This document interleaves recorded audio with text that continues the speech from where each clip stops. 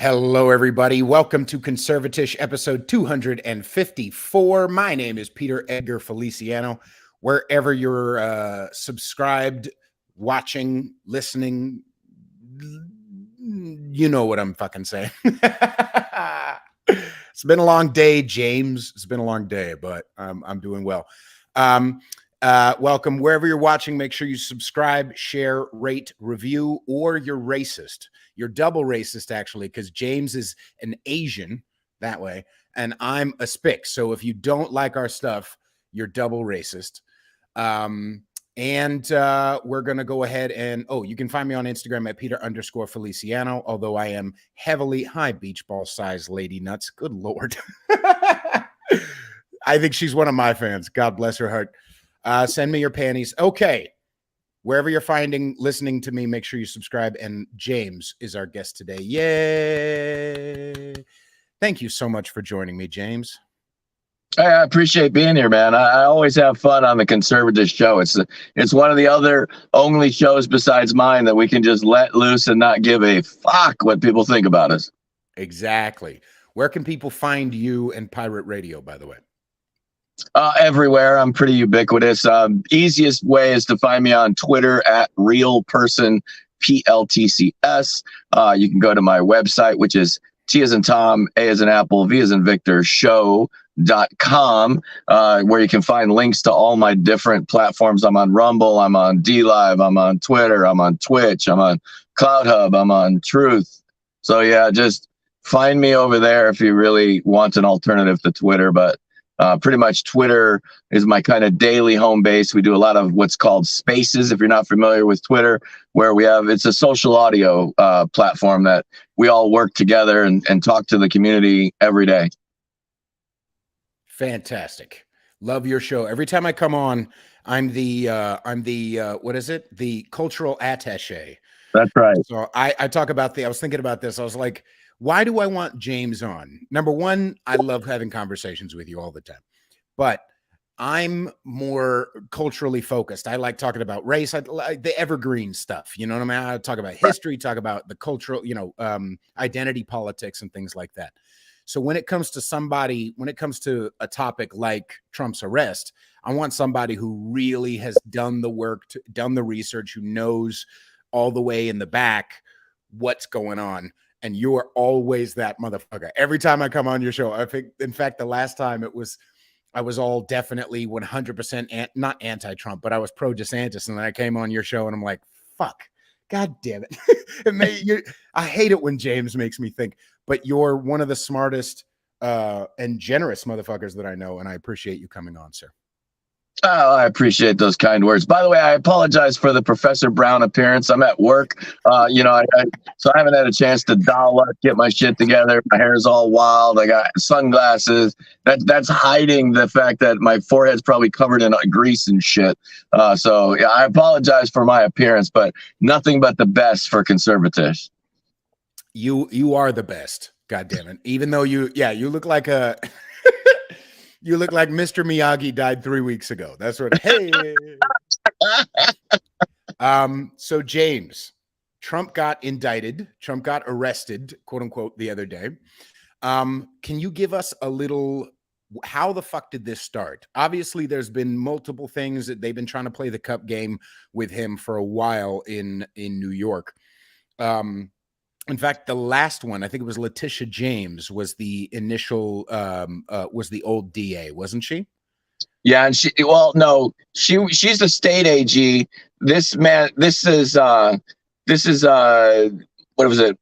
I want to say it was, God, I've suddenly forgot his name, but there was a previous DA to him, to Bragg, that lost it. So he declined the case. The feds declined the case. The state declined the case. The only person trying to do this, even Alvin Bragg himself declined the case when he first took the office, but it's political pressure that has led him to here. And that's why, look, this is a shit show of indictments. In fact, let me tell you how stupid Alvin Bragg is. So essentially, he's charged him with 11 different transactions 3 times each. That's basically how it boils down, right?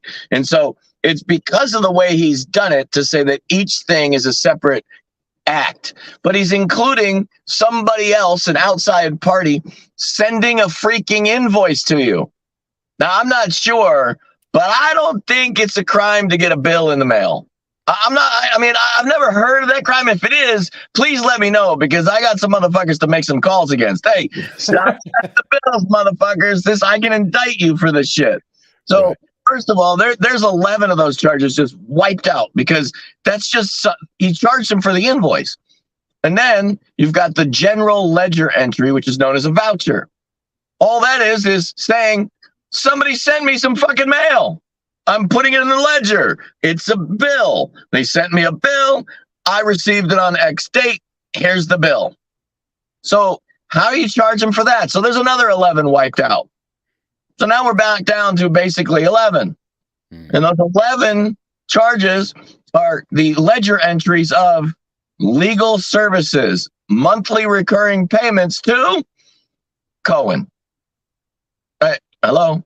This is what he's being charged for, because somehow they're going to try to say that those 11 payments were for nefarious purposes.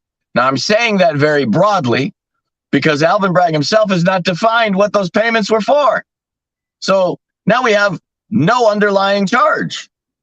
What's the underlying crime? Because the only way you can make these a crime, and especially elevate them to a felony, is they have to be in furtherance of a primary crime. Excuse me. So in other words, these are like trespassing charges. They're secondary in nature. They need a primary crime to elevate them to felony. What's the primary crime, Alvin? You haven't even included that. He hasn't been charged with that. So essentially, there's another 11 wiped out right there on the motion to dismiss. Like, this is an absolute shit show what he has done. I have some legal questions. So I remember you going off about the trespassing charges before, when we were talking about January 6th, I think. But specifically, this would Alvin Bragg be allowed to add another charge to that 33? Technically, yes. But he would have to amend the complaint prior to, quote, trial. The problem that he's going to face right now are the motions to dismiss.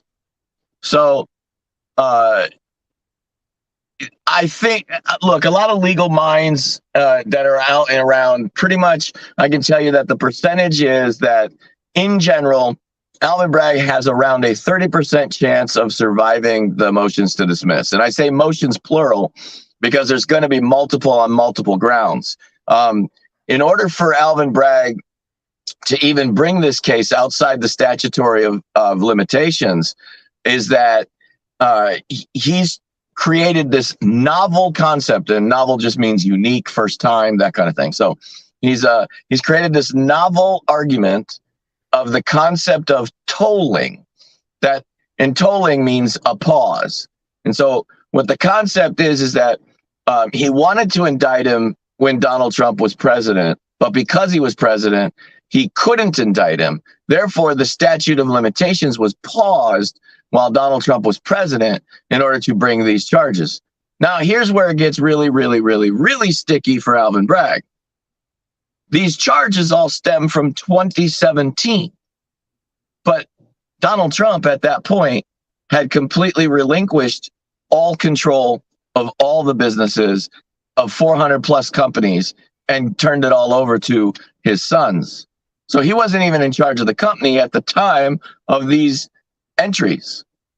So Alvin Bragg now again is left with another novel argument. Now he has to argue that those charges in 17 were actually due to a crime committed in 2016, of which he's contending that it was the hiding of the payments to Stormy Daniels. But he can't make that charge stick, so he didn't charge that. So you see why I'm saying he's left with a very novel argument of essentially saying that I have a crime, but I just can't charge him with it. Wait, okay. What? Now, What? why can't he charge him with it? Is it because it's past the statute of limitations? Oh no, it's better. It's because it's not a crime. Okay, wait, hang on. Okay, all right. Now it's not a crime. Now, again, allegedly, who knows? Blah blah blah. What is the alleged thing that they think is a crime that they're trying to circumvently charge him with? Okay, so we've all heard the concept that it's not the crime, it's the cover up. So essentially what Alvin Bragg is trying to say is that, so I'll give you the full nutshell of his argument. His argument is this, that in 2016, he authorized hush money payments to Stormy Daniels, but those payments furthered his political career. Therefore, because he paid her, that act was an in-kind contribution to his campaign that should have been filed as a campaign donation of $130,000. And therefore, that was the mitigating crime. And then he used improper way of reimbursing the person who actually paid the money under the title of legal expenditures. But this is exactly how you do it. Like, and again, Donald Trump has what's known as the reliance defense here as well, which is that you pay a professional like a CPA to do your taxes. You're not responsible if they're fucked up because you paid a professional to do those taxes. It's the same thing here. Donald Trump paid certified public accountants to do the accounting, right? He didn't have anything to do with it. It's not like fucking Michael Cohen came into the office, gave Donald Trump the bill, and Donald Trump cut him a check. That didn't happen. Right. So, and we know that because of the ledger entries. So if they try to say that he did it, they somehow have to prove that Donald Trump called the CPA office and ordered them to pay these payments in this manner instead of that manner and do all that stuff. I mean, it's a fucking load of shit, man. Like, it's just a convoluted mess of crap that this guy's trying to allege. Because again, he didn't charge Donald Trump with a campaign finance violation. Why? Because he pretty much can't. There's not one there. This is exactly how things are. The money that was, so for everybody's clarity, the money that went to Stormy Daniels came directly from Michael Cohen. Michael Cohen was probably the one tapping that ass, just to say. That's fine. Yeah, let's be clear about that. Then years later, because of services rendered by Michael Cohen in the legal capacity, Michael Cohen, sends bills to Donald Trump's corporate offices. The CPAs make a ledger entry, and the CPAs cut him a check for those legal services in what look like installment payments, like you normally would, especially in this high-priced environment. That's how Donald Trump pays all the lawyers. They all get basically monthly stipend. It's basically their retainer fee. He's not, they're not presenting this bill for that and this bill for that and this bill for that. They're just giving him one fucking bill, and they're not handing it to Donald Trump. They just send it to the CPAs. CPAs pay it. It's pretty simple. I mean, this is standard business operating procedure. So, and even if it had been, obviously there would be no, there wouldn't be a paper trail that said, hey, this is for the porn star, right? But even if there was, that's legal. Like, this is what people are failing to, Alvin Bragg clearly is failing to understand. It's legal. Look, literally, look, extortion is illegal. But if I'm going to say something very fucking off the wall because it's conservatish, so I can't. Do it. Okay? So if somehow Peter and I were having sex on the side, and that's not crazy, James. That's not crazy. Come on now. And let's not lie to the people. For Congress, and Peter said, James, remember that video of you sucking my dick? Okay, now that's extortion. But if Peter came to me with that, and I can't, and basically I can't prove he extorted me, and he's threatening to fucking put that shit in the National Enquirer, and I got the cash, I'm gonna be like, Peter, shut your fucking mouth. Here's 10 grand. Now piss off. Okay? If I ever fucking see you again, I will kill you. Okay? You got it? So you see that this is normal, but I can write that shit down. I can write down that I made this, especially if I involved a lawyer, because it's the settling of a lawsuit. It's the settling of a threat of corrective action. Okay. Is that essentially an NDA at that point? That's going to be an NDA situation, which is why we're going to involve a lawyer. Lawyer's going to draw up a contract. It's going to be an NDA. It's going to say, you're going to turn this video over to me and blah, blah, blah, whatever the fuck it's going to say. Right. But it's all perfectly legal. But there are hush money payments paid all the time. Let's remind everybody. Bill Clinton paid Paula Jones $850,000. Guess how it was filed? Yeah, fucking legal expenses. Oh, Hillary Clinton. Hillary Clinton did the same thing for the Russian dossier, for Christ's sake, which, by the way, would, in my opinion, qualify as espionage for a very simple reason. She hired foreign spies, and everybody knows was a foreign spy, to do opposition research that turns out wasn't opposition research. It was made up, completely spy fiction Tom Clancy novel. What does that mean? She hired a foreigner to lie about an American politician in an American political process. That's espionage by every stretch of the imagination. Okay, so I would argue that her charges are way more than they would possibly be against Donald Trump. But I digress. Even if we go back and say James is full of shit, it wasn't fucking espionage, it was still a campaign contribution, wasn't it? And she just got fined for it, and she wrote it up the same fucking way. Now we got Donald Trump over here, who didn't use campaign finances at all. They didn't come out of his campaign. There was no money filtering through his campaign. There was no Michael Cohen was the director of any fucking thing. And now there's a ledger entry that you've charged him 3 times for the same action over each time. I mean, come on. Everybody should be aware right now that this guy's just making it up as he goes. Now, let's say that there was a knowledge about that, about how flimsy this is. It seemed like it was on the fence. I want to say Tuesday of last week.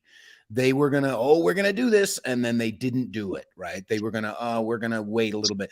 Now, I do not believe that was because they were afraid of, I mean, think about this, everybody. By the way, just as a fucking side note, I know New York and I know the actual protesters in New York, the New York Freedom Rally motherfuckers, as an example. They did come, a couple of them, but there was no bullshit. There's no nefarious shit over there. Like and there's only like 7 of them. Okay. Everybody else left in Manhattan is a dirty white liberal piece of shit. Okay. Let's be fucking real. Let's be real. Okay. So they didn't postpone it because, we're afraid of the backlash, right? It seemed like there was can we really get away with this? But maybe we already pulled the trigger by making it public. Fuck it. We have to go through with it. What do you think happened last week? This is about creating smoke and then creating some more smoke and then creating some more smoke. There's 3 cases that Donald Trump has basically pending. A lot of people are focused on this weak bullshit. But this is all just to put this like cloud around Donald Trump and give political maneuvers a chance to work. The real case that I have trepidation over is the Georgia case. And there's a reason for that. And that reason is simply that they're charging RICO cases. Now, RICOs are, look, this is how we took down the mob, if everybody remembers, right? And it's because they couldn't catch them doing any crimes. So they figured, what the fuck? We'll just charge him for being the head of an organization that does crimes, right? So they're invoking RICO statutes here because it crossed state lines and whatnot. Now, those are, conspiracy is not very difficult to charge or even convict in an American mindset where, people no longer believe you're innocent until proven guilty. I'm telling you this now. Conservatives don't even largely believe it in general. A lot of them every one of them will mouth the words, but then you hear them say shit like ban TikTok, ban TikTok. So, these are just words that they're mouthing. These aren't people that are serious. So outside of a smaller handful of people that still understand how the justice system is supposed to work, the rest of the people, they just don't. They go into these jury boxes. I'll give you an example real quick, just so that I can explain what I'm trying to ramble on about here. There's a guy in Wisconsin, Zachariah Anderson, okay? In the same exact courtroom in Kenosha, Wisconsin, that Kyle Rittenhouse was in with the same exact DA. Zachariah Anderson just got found guilty of murder, where there is no body, no direct evidence, no DNA evidence, no GPS data, no eyewitnesses. They have fuck all. And yet the jury found this guy guilty of murder based on 2 statements from his ex-girlfriend and his 12-year-old daughter, who was basically used as a tool between the 2 parents all the time. And they basically thought, well, the preponderance of evidence shows that Zachariah Anderson was stalking his ex-wife or his ex-girlfriend through this process. So therefore, he must have been mad that she had a new boyfriend. And therefore, he must have killed the guy because nobody can find the guy. The case is a horseshit case. Wow. But Americans do not have the mindset that he's innocent until proven guilty. They clearly bought a line of horseshit. Right. I mean, this proves to you my point here is that it's our own fault that we're getting into these kinds of traps where we're allowing this behavior out of our officers. We're allowing this behavior out of our prosecutors. And in fact, I would argue we're expecting this behavior because we keep demanding them to keep us safe. It goes right back to the safety meme. It goes right back to the, well, if the cops investigated, you must be guilty. Are you out of your fucking minds, people? Like, I mean, we're destroying people's lives over politics, over bullshit. I mean, let's face it. There's a reason why conservatish is relatively successful, and it's because we don't take ourselves too seriously. We just don't. But the left, they take themselves way too seriously and think that everything they say is a golden egg shit out of the duck's ass and should be fucking polished like a turd that it is, but held up on a pedestal. Held up on a pedestal, I'm smarter than you. Right. And the same thing is happening. I really think, I mean, that's one of the things. If we're going to win this fight, and I do believe we will, if we're going to win this fight, and I know that's a vague thing to say that sounds, whatever, but I don't give a fuck. Just ride with me, everybody. If we're going to win this fight, we have to level up mentally. We have to level up emotionally. We have to level up spiritually. We have to level up. And what I mean by that is we need to evolve. Going at the left with trite, lazy horseshit is not working. It hasn't been working. When you look at, trans people as an example, running through the, oh, I'm this, I'm that, blah, blah, blah. And, and they're angry. Too many people on our side are going, oh, they must be, they're devil worshipers. No, they think they have good intentions. They think that, oh, they hate America. Well, yeah, but they think they have good. If we're going to reach these motherfuckers, which we do need to do for the most part, I'm not saying the far left, but we have to be smarter than that.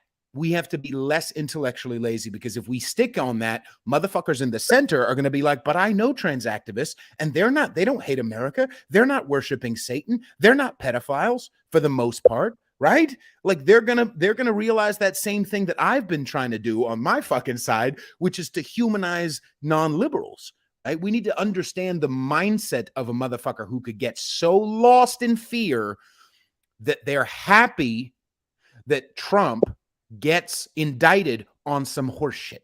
We need to understand the fear and the mindset and the spiritual sickness behind somebody who does not practice principles before personalities. And again, principles means, oh, I believe in the freedom of speech, free speech, right? That's a principle. Oh, but not for that guy. Then you don't actually believe in the principle, everybody. If it's we always say it about the left, guess what, bitch? You do the same shit on the right, okay? Not as bad, not as frequently. But if we're going to if we're going to win this, we have to level up. And there's been so many times recently where I'm watching myopic motherfucking conservatives. Hey, Sahara, love you, baby. Where I'm watching myopic conservatives lose what's the word? But they fall for the banana in the tailpipe. They just go, oh yeah, like you said, ban TikTok, regardless of the fact that it's the Restrict Act, right? They're running crazy because they're so obsessed with winning, with complaining. They don't realize, I tweeted it yesterday, oh, Trump's gonna win in a landslide because of this. Not if they fucking plan on stealing the election anyway. Okay, it doesn't matter. Our indignation does not fucking matter if they're going to lie and steal, right? So we need to focus. We need to focus. We need to focus on our actions, and we're not going to do that if we're lost in myopia and in vilifying. Yeah, what I think the word you were looking for there was perspective, right? Is Sure. that people have lost perspective. They're not understanding that. Look, freedom is messy. Accept that. Understand what that means. Bake it into your pie. Is that you can't say you believe in free speech, but not for that guy. You can't say that you believe in innocent until proven guilty, but motherfucker, that dude's a dirtbag. I mean, you're living in cog dis in your own mind. You have to learn that you are, no matter what you do, biased opinions. Everything is biased from your point of view. When you're trying to be intellectually honest, this is this new term that everybody likes to use. Why don't we just say honest? Because it's the same fucking thing. Intellectually honest just makes it sound like I'm some fucking professor in a goddamn university. I am a superior being with the intellectual capacity of a fucking chimpanzee. All right. It's like, we have to be honest about these situations and say, I'm going to take my bias and I'm going to try to set it aside. I'm going to do everything I can to set it aside. And I'm going to do that by doing a very simple test. And I think Peter knows exactly what I'm going to say. It's the shoe on the other foot test. All you got to do is reverse the roles in like every situation and your bias will become apparent. Just put yourself in the shoes of the person being persecuted, no matter what, and if you do that every single time, you'll come up with the honest answer, the intellectual answer of where freedom lies and where it begins and where it ends and why the concept of my freedom or your freedom ends where mine begins. How that concept is making sense. And it's simple by putting yourself in the other person's shoes. And so we have to get back to these norms, these understandings.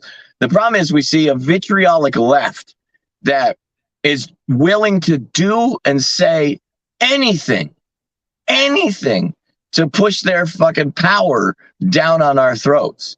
And when you're in that fight or flight mode, like I think conservatives really feel right now, it's almost impossible to not just lash out. We can't have an intellectual discussion. We need to have a battle plan discussion.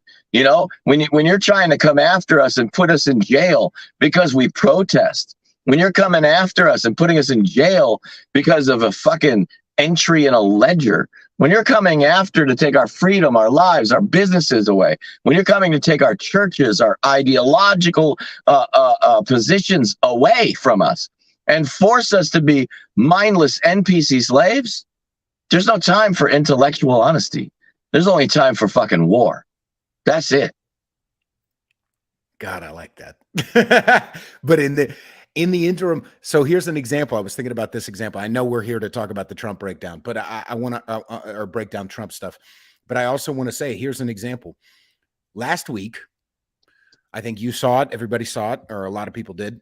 When trans activists stormed the Capitol building in Nashville. Yeah, we're calling it the transurrection. Right, which is fucking great. I love that.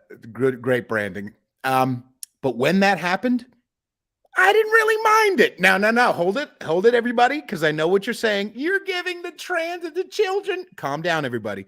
Intellectually, let's sit back. Yes, I believe that the trans activists were childish, incorrect, and full of shit and abusive. Absolutely. I'm so on down with that. But anytime the government gets reminded they ain't shit, I'm down with that. Anytime they get just a teensy bit of reminder, like, you're not exempt. You're not exempt. I like that a little bit, right? Because I'm trying to practice the principles before personalities. Now, does that open up a Pandora's box regarding frustration around what they did and what they're doing? Absolutely. But, I mean, do you understand what I mean, James? No, I absolutely do. Here's the problem and why people are resisting that idea and concept from you. January 6th. For sure. And they're hypocritical. Left is hypocritical as fuck. And it's beyond just the hypocrisy of it.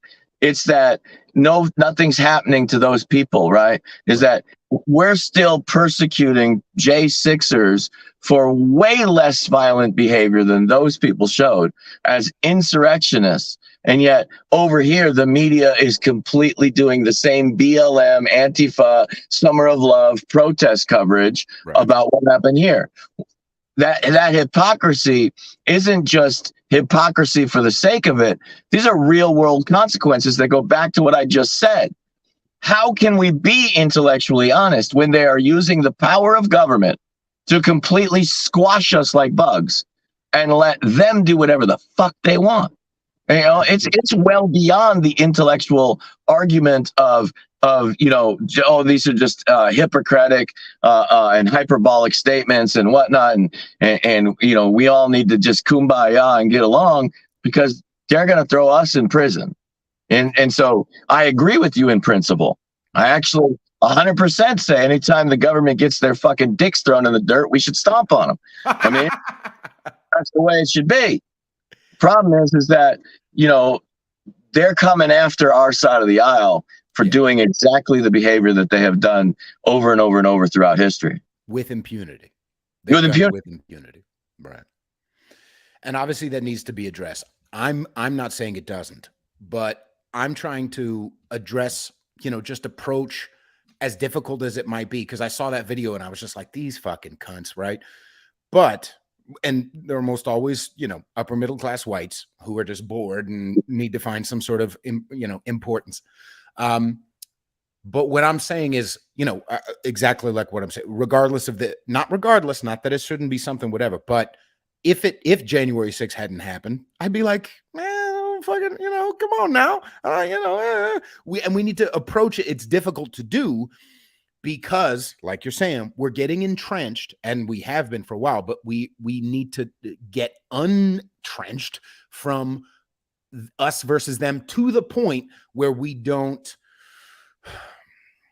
to the point where we're being lazy mentally, right? Because as we've talked about many times, both on your show and mine, when I'm emotional, I'm easily led around by the fucking nose, right? I'm trying to help us address, just as a small example, but many examples of like, hang on, let me sit with it. Let me get off. Let me not see what Steven Crowder wants me to feel about this. You know what I mean? Let me just sit with this and let me feel what, in and of itself, couple of trans getting mad, you know, scaring a couple of guards. I don't mind that so much. I'm going to say something that some conservatives will never fucking talk to me ever again for saying, and this is the perfect outlet for that, is that the reason January 6th happened is because of conservatives. Yeah, and I mean it this way, is that our want and our desire to rise above, to be the bigger person, to not do what they do, what has led to them thinking we are weak. And I'm talking about this in this regard. I have said, and I think you've seen it from me on Twitter, and I said it, now big voices are saying what I said. Now politicians are saying what I said. And it was this right away. If these fuckers charge Donald Trump, we better have every Republican county prosecutor in this fucking country indicting all of these leftists. You want to fuck around? We have to play the game, fuck around and find out. The problem is that throughout our history, conservatives have always threatened to fuck around and find out, and then they fuck around and you go, all right, I'm going to go walk away. Yeah, I'm just going to let them do it. Fuck, it's not worth it. They're not worth my time. I'm the bigger person. I'm going to walk away. If we don't start fucking indicting these cocksuckers for real crimes, I'm not talking about for ticky-tack paperwork bullshit now. I mean, let's face it.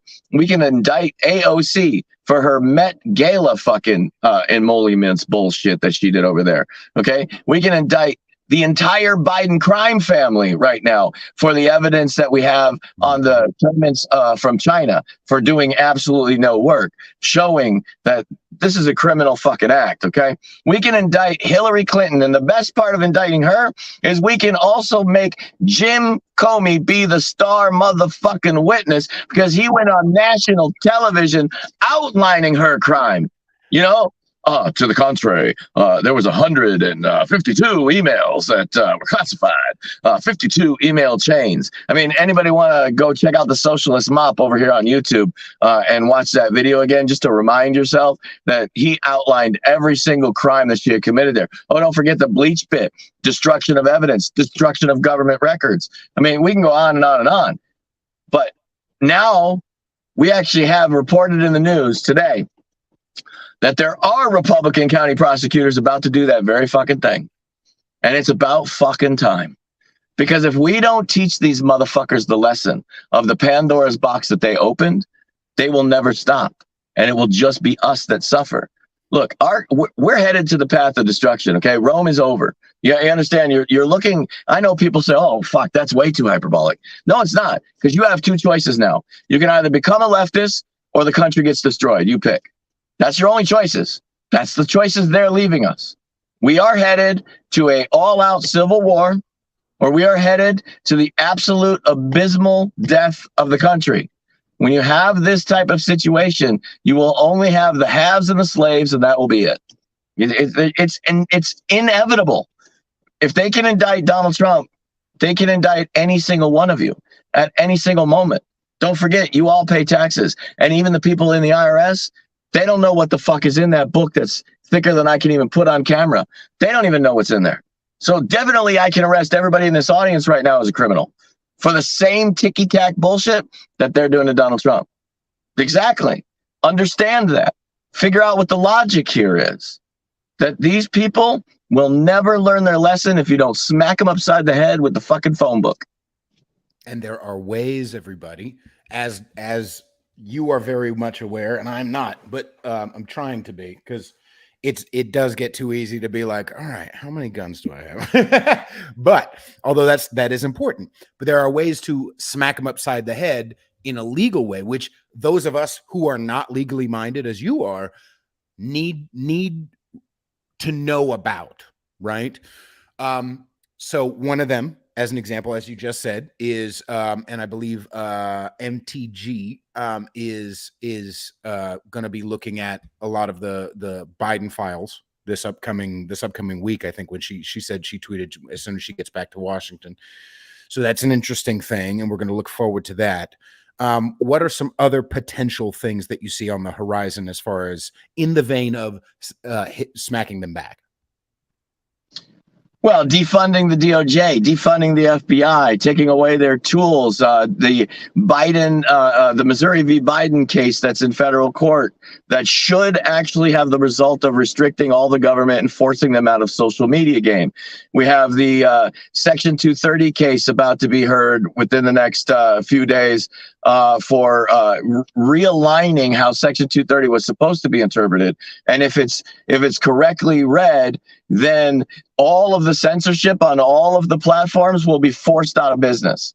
It will have to disappear, because once it's interpreted correctly, everybody that's involved in these algorithms of censorship on all of these social medias will be forced to make a choice.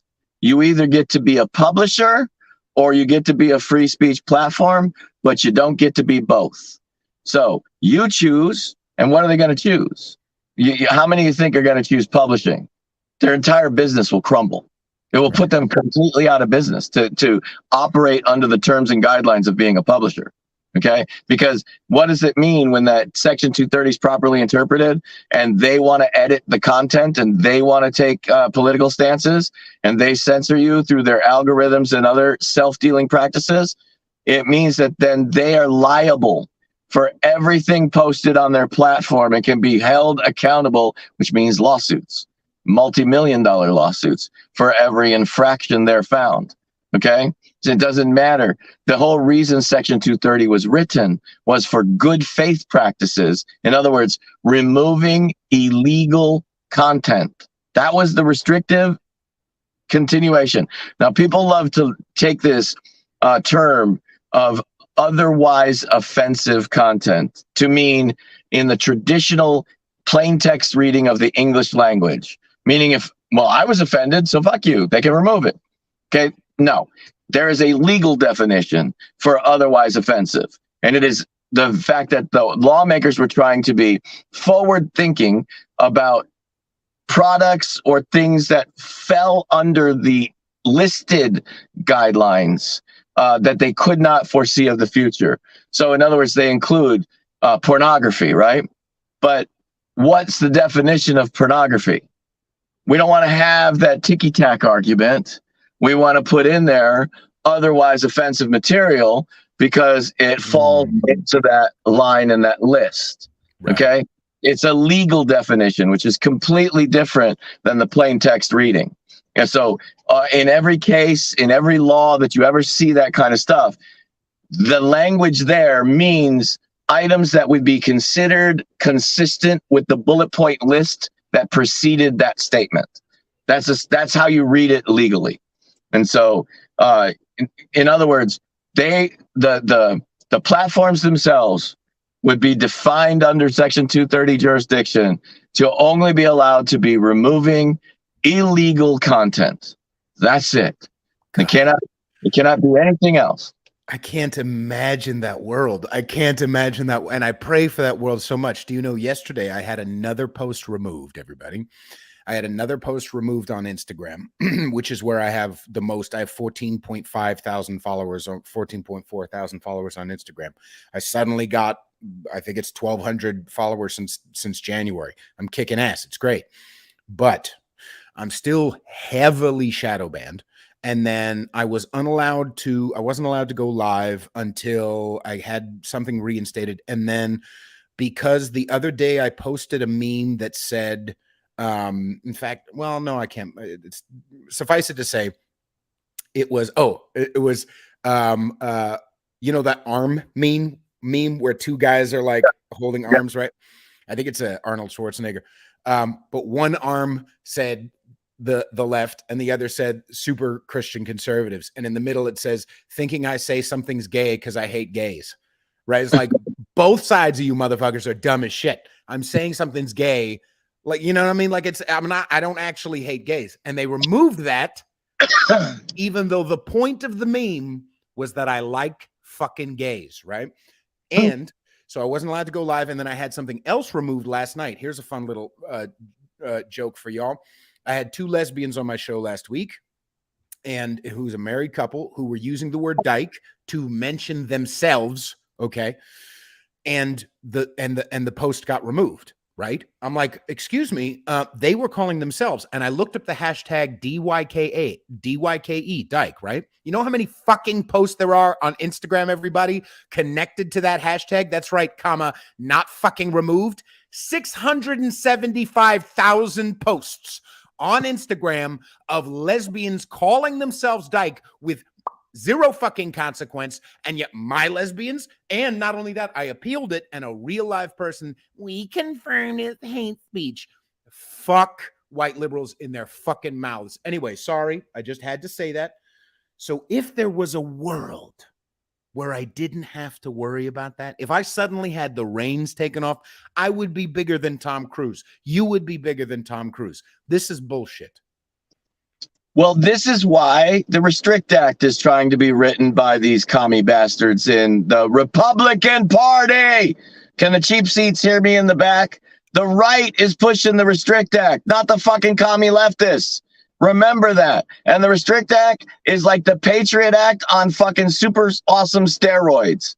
Okay, it's way worse than the Patriot Act because now they can take your fucking phone right now in your hands from you on any street corner and look through all the information or download it and then use that shit against you in a court of law.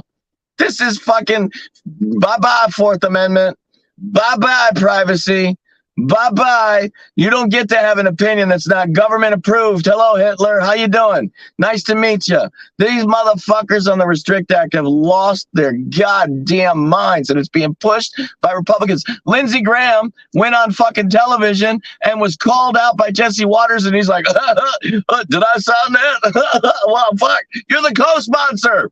Well, I owe you a better answer, but I don't know what's in it. You motherfucker. This is what they're going to do. They're going to keep trying to ram this down your throats. And it's because they know that the Section 230 fight's going to SCOTUS. and they're going to lose all their censorship tools. They're going to lose them all. And there's a reason why this Section 230 is going to SCOTUS with some teeth. Because what you have right now, and I know non-legal people won't get this until I explain it. You have a court conflict at the highest levels. You have the Ninth Circuit Appeals Court that says Section 230 is properly attributed and it provides blanket immunity to all of these social media companies. Now you have the Fourth Circuit over here that says Section 230 has been completely improperly interpreted by the courts. It does not give them blanket immunity. They must comply with the sanctions or have and face liability. So now what you have is you have two of the top circuits in the country in conflict. Supreme Court must take this case and decide it. Now, in that decision, the Ninth Circuit's side of the coin is a complete misinterpretation of prepositions. I fucking kid you not, guys. Go back to 8th grade literature. Go back to 8th grade English. We're fighting over fucking a and the and an. Okay? We're literally fighting over prepositions. Okay? Because they're making it up out of whole cloth. Because the Section 230 as written says, and a publisher, not the publisher. I know that may not make sense, but it's a removal of the responsibility, right? It's saying right now, Peter is the publisher of this content, not Rumble, YouTube, Instagram, or whoever else. But once they cross that Rubicon and they become the editor of Peter's content, they are now the publisher because they're the ones controlling the content. Wow. They now have the legal liability for what they say. Right. This is what scares the fuck out of them right there. Right. Okay. This is why they're trying to go with this Restrict Act and create all these new censorship tools. They're about to lose Missouri v. Biden, which will force the government out of the censorship business. They're about to lose the Section 230 fight, which will put the social media companies themselves out of the censorship business. These people are desperate to control your mind, thoughts, and body, and they will do anything to make sure that happens. You're fucking brilliant, man. Every time I have a conversation, love this shit. Love this shit. Good to go a few more minutes, and then I know you got to get back to work here. Yeah, absolutely. Everybody go follow Real Person Politics, PLTCS on Twitter. And go up to TAV Show. I'll make that. See that? Ooh, I'm so fancy. Are you seeing this, James? Are you seeing the little ticker on the bottom? I'm seeing it. Yeah, I have a lot to learn, but there you go. Okay, so let's get back. Let's float down. Let's float down on in the vein of what do you believe are a couple of different ways that this Trump indictment is going to go. Okay, so within the next couple of weeks, we'll know if the motions to dismiss are going to be the exit. I believe that there's a 60% chance that's going to happen. It's a little bit higher than that, but I absolutely think that it's a 2/3 majority that within the next few weeks, all these charges disappear. The case is extremely weak. The arguments are novel. The arguments don't make any logical sense, and they conflict with the normal course of business and accounting procedures. I think it's going to be that they're dismissed. However, if they're not, and that 30% survives to go to trial, then what we're going to see is at least 2/3 of the charges completely disappear, because you can't charge somebody 3 times for the same action, especially when 2 of those actions have absolutely nothing to do with the underlying charge. They're simply the receipt of action or the action of a third party. So now we're gonna look at charge reduction down to at least by 2/3. Then, if that all gets done and goes to a jury, then you're gonna see a defense that's gonna be mounted that is going to completely prove that Donald Trump had nothing to do with the transactions at issue.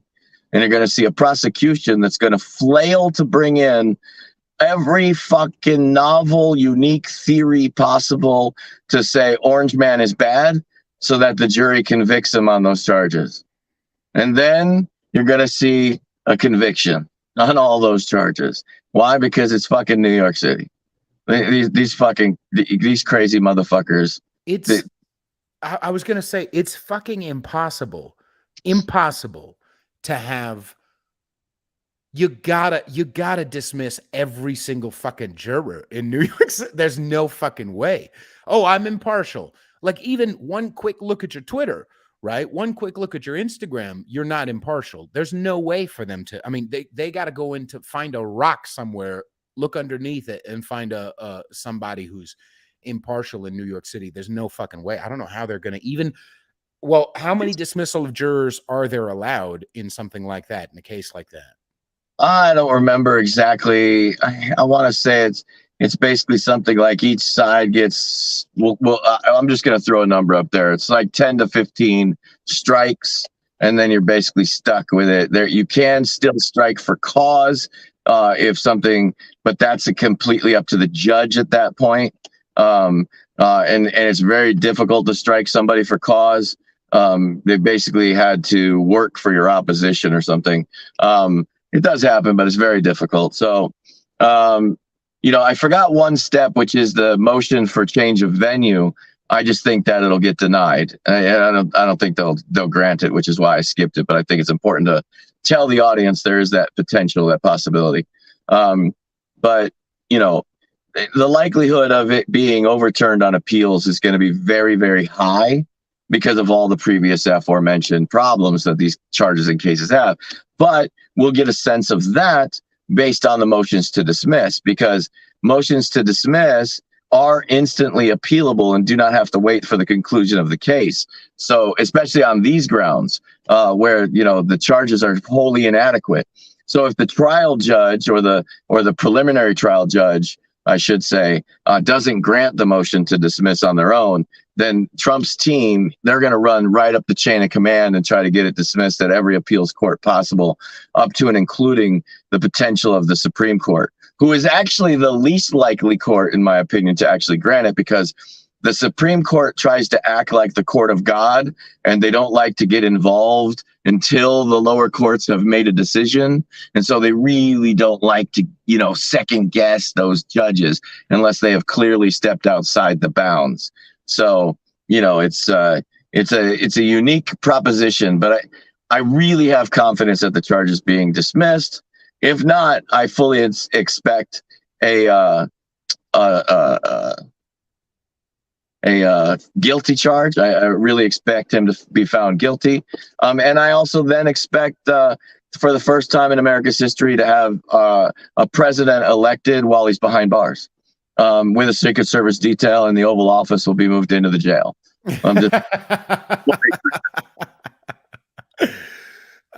Can we also, just as the cultural element, think about it, everybody? Do you think any black person, I'm sorry to be stereotypical, I know this is just a teensy bit racist, but come on, black people, look around your family. You got some motherfucker, one cousin somewhere. Come on. You don't hate criminals like upper middle class white liberals do. Come on. Nobody black changed their mind. Nobody black is looking at Trump doing, getting in trouble and being like, yeah, serves him right. Come on. For a fucking prostitute. Come on. For a fucking porn star and doing a NDA. Come on. Stop. Anyway, don't forget, there's tons of evidence out there that Stormy wrote herself that said nothing ever happened between them.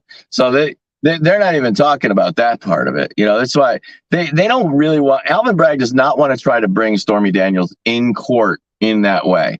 He just wants to create smoke so that the jurors will have the impression of fire without actually ever having to present a charge. I don't think he's going to get away with it, because I don't think he can. He has to prove cause for his actions once he gets to court. Right. Now, we'll end with this. Say the worst case scenario happens and he gets a guilty charge. No appeals possible before an election. Even if he gets that, what happens to 2024? I'm not sure that there's enough time to even get the trial in before the election is underway. because Donald Trump's the king of milking this shit. Like we can fucking delay for a long time. And Alvin Bragg he's got no rush to get this case heard because he's far behind the 8 ball. So I think you're looking at some immediate action of trying to dismiss the charges. And then from that, after that, if that doesn't happen, then I'm looking at over a year plus before we even get to trial.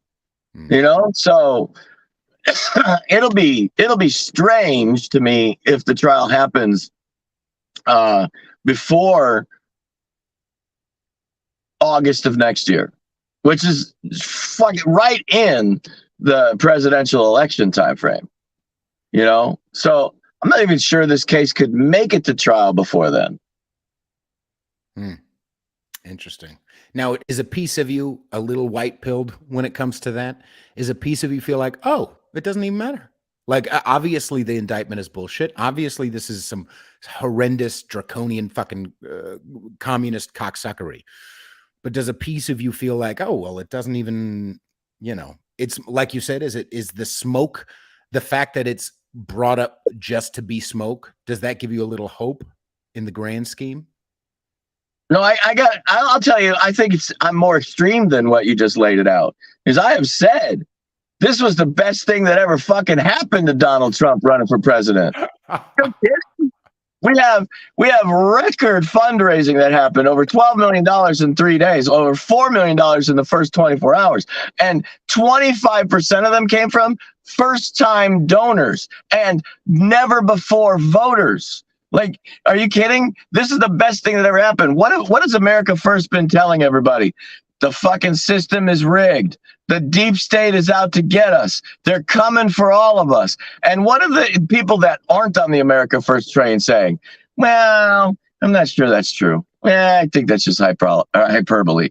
That's not true. That didn't happen. There's no deep state. What just happened?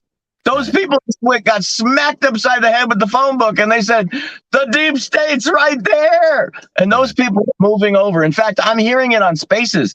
People that were done with Trump, people that were like, come on, people, can we just move on? Can we just move on? They're coming into Spaces and they're saying, dude, you guys have heard me for 6 months say, can we just move on? But now they have forced me to fucking vote for Donald Trump again. Thing that has ever fucking happened to us. They couldn't have fucking scripted this any better. What? I know I got to let you go. I just want to again point to the fact, everybody, that unless we get valid elections, secure elections, it won't matter. Because my pulse on the street, almost everybody I know, even before 2020, who voted for Trump in 2020, didn't vote for him in 2016. I understand that I'm just one anecdotal dude, but I lived in motherfucking New York. Okay. And I know how the white liberal operates. Okay. I know word on the street is most motherfuckers are kind of like, they're not as crazy as they were when he was president. Right. And now they're watching their bank account go to, and now they're watching inflate, and now they're like, oh, this is some, now we're waking up at a fucking crazy rate, but it will not matter, everybody, unless we have secure elections. So fucking for the love of God, follow what? Who's some people? Scott Pressler, James R. Some people online who are talking about get local, go to your local volunteer, get a little secret pen that has a video camera in it. Okay, fucking record, go work down at the election office. Come on now. I want to say something to your audience, specifically because your audience tends to be younger and more engaged for that. And this is something I don't think a lot of your younger audience is going to understand until they bake it into their own brain. But I'm going to offer power to your whole audience. I'm going to offer real, tangible authority and power that I don't think many adults tell the younger people. And it's this: go become a precinct committeeman. Now, I know you think that sounds like a job. I know you think that means that you got to work really hard, but it doesn't. About 50% of the precinct committee chairs seats are open in this country. So you won't even have to run against anybody in most cases. You'll just walk in, and your local GOP is going to thank you for showing up and say, oh my God, yes, we need the help. Thank you for coming. Now, when I told you I was going to offer you power, and then I told you were going to be a precinct committeeman, you probably laughed at me. But let me explain. The precinct committee men end up having one-on-one communications with all of your politicians from your state, all of them, including your senator, your governor, your congresspeople, your state legislatures. Why? Because every one of them need you, because you're what would be known as a super voter.